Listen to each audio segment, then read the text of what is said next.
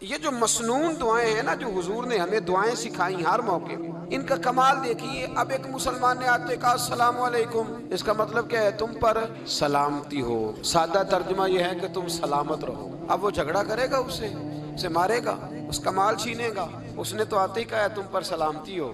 تو جو سلامتی کی دعا دینے والے ہیں وہ جیب تھوڑی کاٹیں گے، ڈاکہ تھوڑا ڈالیں گے۔ اسلام نے لفظ ہی وہ سکھایا ہے کہ فرمایا جب تم نے ملنا ہے تو تم نے دعائیں کرنی ہے ایک دوسرے کے لیے۔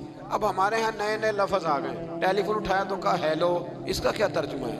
کون ہے، اس کا کیا ترجمہ ہے؟ جی جناب، اس کا کیا مطلب؟ ہم نے دیکھا بڑے بڑے سمجھدار لوگ السلام علیکم کی بجائے کہتے ہیں کیا حال ہے۔ بھئی کیا عجیب بات ہے، بھئی کیا حال ہے کا کیا مطلب ہوا؟ وہ بعد میں کرنے کی بات ہے۔ اور کچھ تھوڑا سا جو ادیب ہیں وہ کہتے ہیں آداب عرض ہے۔ وہ کیا ہوتا ہے جی؟ اسلام نے دعا سکھائی السلام علیکم، یہ کتنی خوبصورت دعا ہے۔